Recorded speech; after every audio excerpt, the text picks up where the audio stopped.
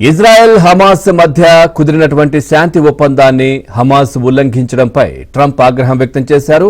ఇక తాను అనుకుంటే గాజాలో ఖాళీ చేయించిన ప్రాంతంలోకి తిరిగి వెళ్లి హమాస్తో అంతం చేయమని ఇజ్రాయెల్ను కోరతానని వార్నింగ్ ఇచ్చారు. ఇక హమాస్తో కుదుర్చుకున్న ఒప్పందం చాలా గొప్పదన్న ట్రంప్ హమాస్ మంచిగా ఉండాలని లేకుంటే దాన్ని నిర్మూలిస్తామని బెదిరించారు. ఇక హింస తగ్గుతుందనే ఆశతో తాను చేసిన కాల్పుల విరమణ ఒప్పందం విజయవంతం అయ్యేందుకు అవకాశం ఇవ్వాలనే ఉద్దేశంతోనే ప్రస్తుతం ఆగిపోతున్నానన్నారు. ఈ కారణంగానే హమాస్కు మరో అవకాశం ఇవ్వాలని నిర్ణయించుకున్నట్లు వెల్లడించారు. We have 59 countries that agreed to the deal. We have peace in the Middle East for the first time ever. We made a deal with Hamas that, they're going to be very good, they're going to behave, they're going to be nice, and if they're not, we're going to go and we're going to eradicate them if we have to. They'll be eradicated, and they know that.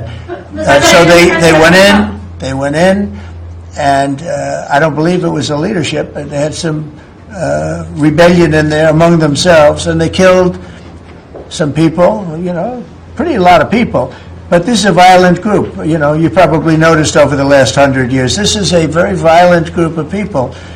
And they got very rambunctious, and they did things that they shouldn't be doing. And if they keep doing it, then we're going to go in and straighten it out, and it'll happen very quickly and pretty violently, unfortunately. We have...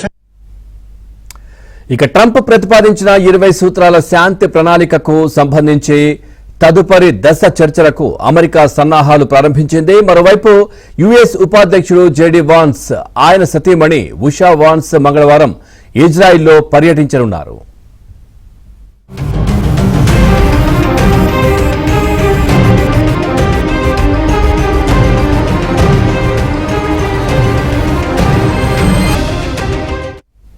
రెండు రోజుల క్రితం Israel హమాస్ల మధ్య మరోసారి దాడులు జరిగాయి. కాల్పుల విరమణను మీరు ఉల్లంఘిస్తున్నారంటే కాదు మీరు అంటూ హమాస్ ఇజ్రాయెల్ ఒకరిపై ఒకరు ఆరోపణలు చేసుకున్నారు.